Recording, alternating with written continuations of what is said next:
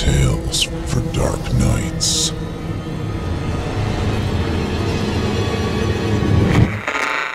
Want to make sure you never miss a Chilling Tales for Dark Nights video again?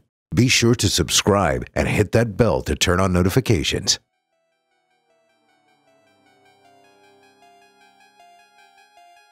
I'm calling it Black Vein Blues.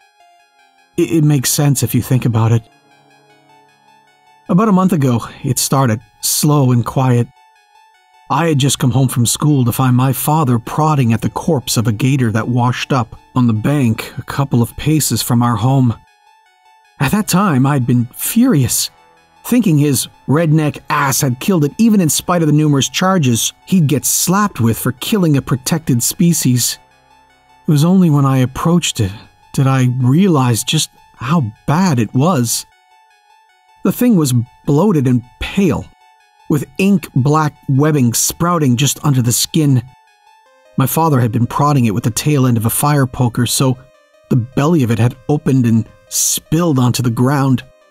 Its guts, a grease-black spill on the deadened grass. I remember retching at the sight and smell, turning away and cursing out loud for my father to get the fuck away from it. He hadn't been too happy to hear his own spawn yelling at him like he was a simple fool. So I ended up being charged with cleaning the thing off our property, but only after he skinned it to sell the leather once he finished up. He never got to sell it. He didn't last that long. Later that evening, after a long shower, I'd gone up to the store to buy some things for dinner. Nothing big or costly, so it only took me a half hour to get the shit and hike back.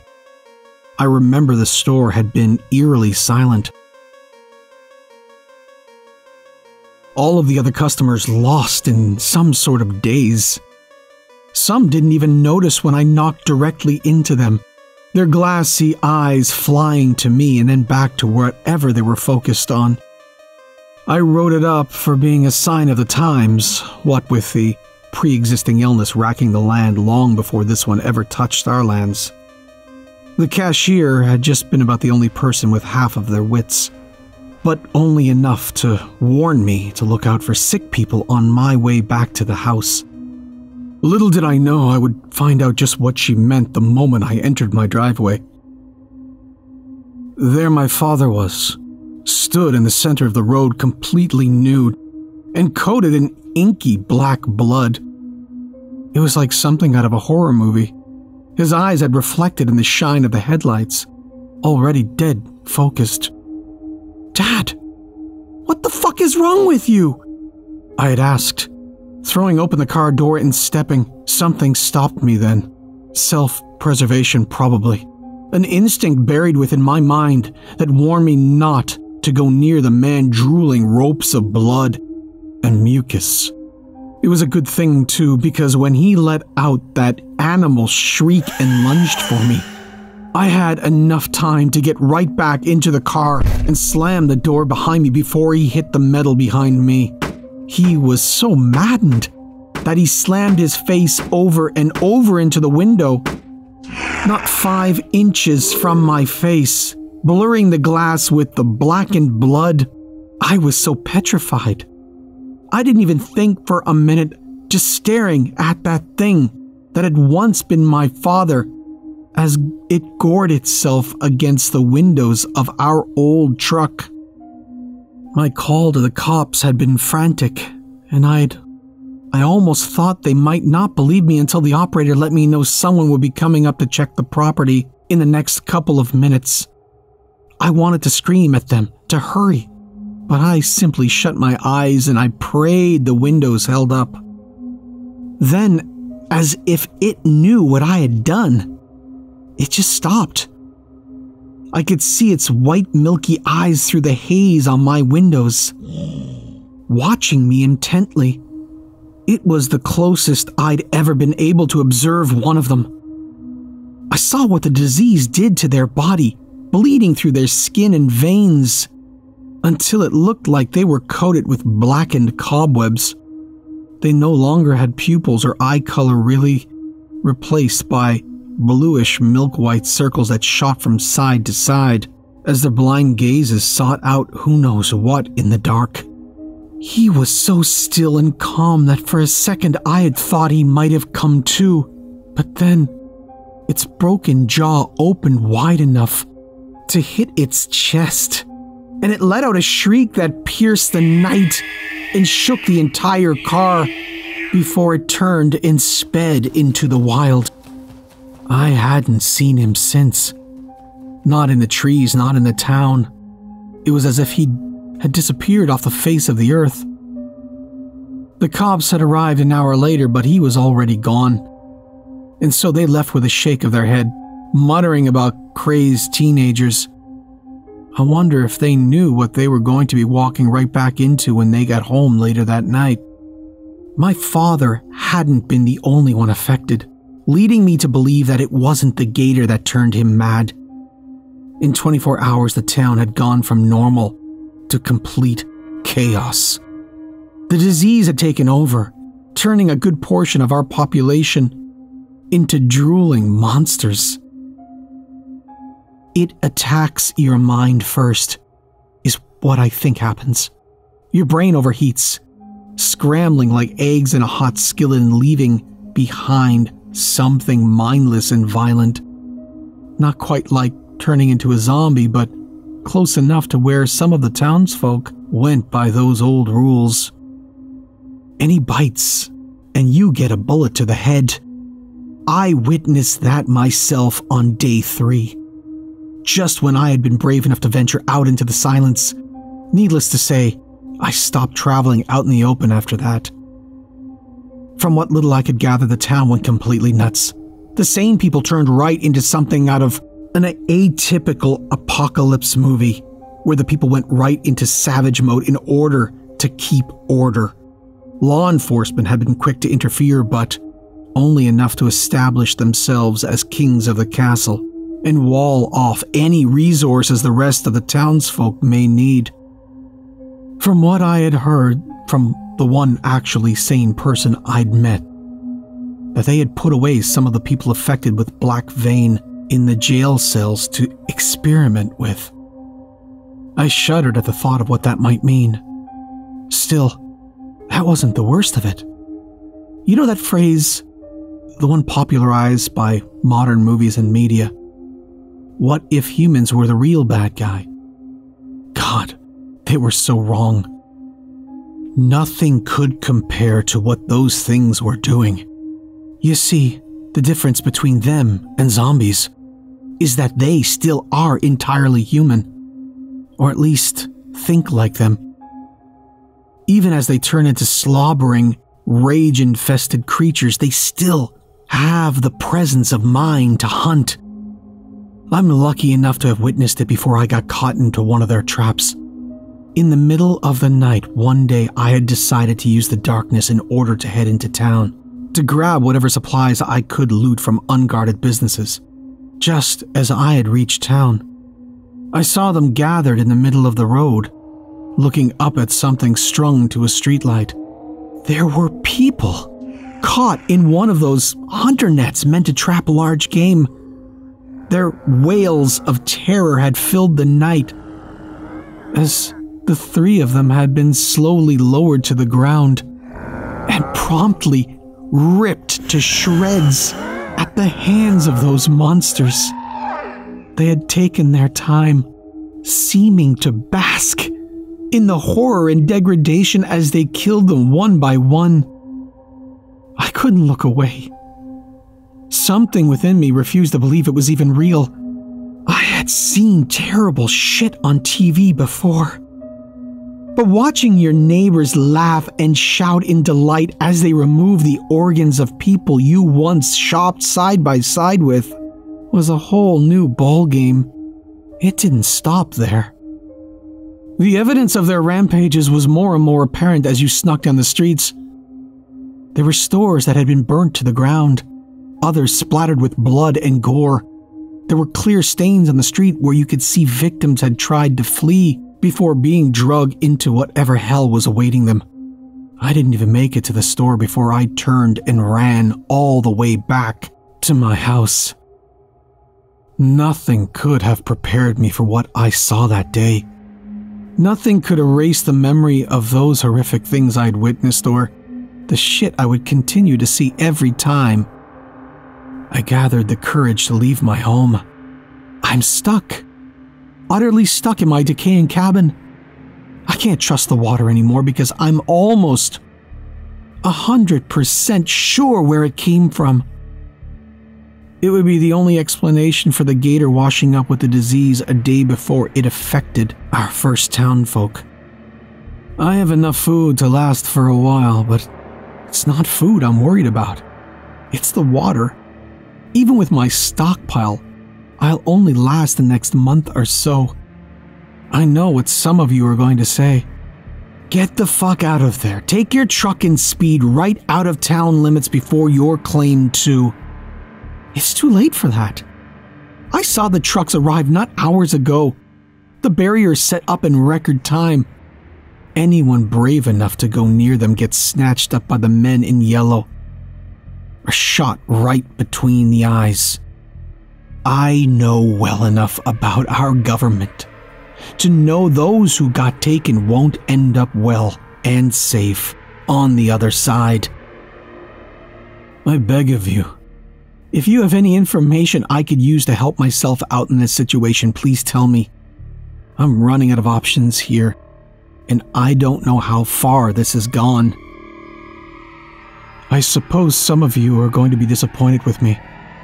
After all, there's no good end to this story. I wish I could tell you everything turned out fine in the end and I used all those survival tips to flee into the woods, but I hardly had enough time to read them before the end had already begun. Things had gone south since I last posted, and I, like the disease, it happened fast. It was like something sparked in the air, catching all at once and starting the blaze that would end it all. It was rain. A storm so thick you'd end up soaked just by looking at it. I knew it was the end, even before it wet the very earth on which I stood. There is something I should admit. I'm not entirely immune, as some of you might have thought. I just haven't been claimed by the rage the others seem to have fallen victim to. My veins went black, but my head remained the same, a cool 98 degrees on the thermometer. I thought for a moment, even with the sickness taking root in every corner of my body, that I might somehow be fine, that I was just not affected like the others. But then there was the pull. It had seated itself right on the back of my brain, whispering to my consciousness with every hour that went past. I couldn't make out the words, but I could feel the impact they had on my mind as each time I felt the caress of its shadowed touch. I'd find myself leaving my own mind for a split second. Sometimes it was so strong, I'd find myself opening my eyes what seemed like a split second after last closing them, standing in the water right outside my house, staring empty down into its inky depths. It was part of the reason why I hadn't joined up with any of the other survivors. Well, that, and there was no way I was going to trust them when half of them were willing to put a bullet in an innocent, if there was even the slight amount of question about their behavior. I didn't even want to think about what might happen. If I had the guts to approach one of those men in yellow, stealing people right off the streets. They never took the survivors. They weren't here to rescue us or to try and help us survive. Within our town's quarantine, they stole the infected, and they shot anyone who thought might interfere. Perhaps it was luck, or just some sort of twisted fate. But I had seen them in action, speeding into town in their armored little vans, and grabbing the infected one by one. One of the ones they had taken had been the cashier from day one. I almost wanted to laugh. "Look out for the sick," she had said. Famous last words. As much as I wanted to, I knew the best option for me was to remain hidden until something drastically changed and I was forced to relocate. Unfortunately for us all, that something was the rain. Something drew me out of the house that day. That voice in my mind calling me to come into the open and see what it had in store for me. I didn't think of my safety, nor much of anything else. It was a mindless gut feeling that had me putting one foot in front of the other, until I was standing right in front of the section of town that had housed the rest of the survivors. Most of them had made their homes in the town hall, the only stone and brick building in the next 10 miles that could potentially protect them from a threat like this. It had been a smart idea. Being as it's not easy to burn down a brick building, made it even smarter with the obvious defenses they had set up. Though it hadn't been enough if my being brought there meant anything. The doors were wide open. Tables and barriers spilled out its large entryway. Blood oozed out of the building, its impossibly bright red color making still fresh stains on the pristine white steps. I didn't want to go in. I didn't want to see, but whatever burned in my skull didn't care about my wants. It dragged me step by step into the building until I stood right in the center of the storm, right in the center of the screams. They were everywhere. On the walls, in the rafters. Hundreds of infected sat laughing around the ring in the center of the room, where the blood ran thickest. It was a bone-chilling laughter, one of pure madness and glee. There was only one survivor left. A man, unfamiliar to me, lay on the center of the floor. I won't describe what they had done to him, for I would rather not inflict that terrible knowledge on anyone else. I will say, though, that there was no way the man should have been alive. Not with as little of him as there was left. Still he was, eyes wide and mouth open in an endless silent scream. The blood in his mouth muted anything he might have been trying to say, but I doubted he could have done anything other than to beg for mercy at that moment. I was almost sick. Almost. If what I saw hadn't numbed me, I might have fallen to my knees and retched my guts out. But I was already long past that. I only watched, feeling nothing but numbness and pity as my ears began to burn. For some reason, they did not attack me. Maybe because they sensed the illness that had already consumed my body. Maybe they were so distracted with the show, they didn't care. Either way, it wasn't a blessing. I would have preferred death over watching them make playthings of the bodies of the last strugglers left of the town's survivors. I don't know how long I kept going through the downpour, until I found myself staring down one of the couple exit roads our town has. It was one of the places where the barricades had been set up. This one larger and made mostly for the purpose of keeping the diseased in and those fortunate enough not to be caught in the massacre out. Only when I got there, it was completely void of any meaningful life. No men in yellow. No military guards. Not a single sign of life. That is, apart from the black veins. I can see them standing there, completely still, as if they all were listening for any movement. Only one acknowledged my arrival, its blind white eyes snapping up to me. It remained like that, completely still as it monitored my movements. All of the black veins I've seen as of late had been doing exactly that. Standing still, listening, hunting. How many poor uninfected souls had fallen victim to them, I wondered. How was it I hadn't? I had a million questions, all burning like a hot iron through my quickly overheating mind. As much as I wondered, I knew the answer. I felt the answer burning bright right behind my eyes. I don't know if this has spread, or how I made it this long, but it hardly matters. It's over now. Time is ticking for me. This I know. I already see my veins in my arms darkening even further with the illness. I feel my very humanity peeling away like layers from an onion.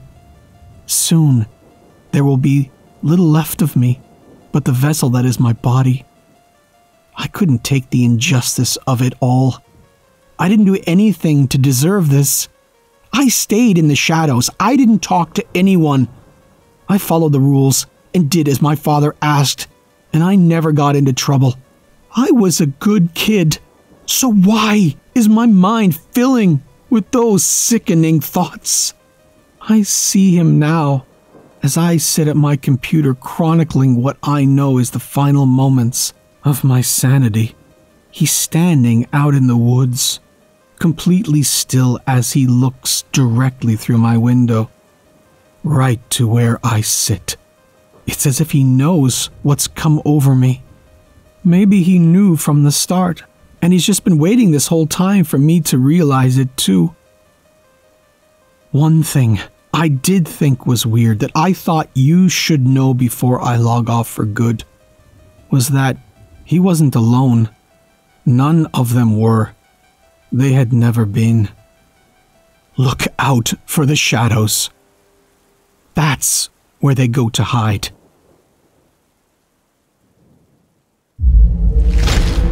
Chilling tales for dark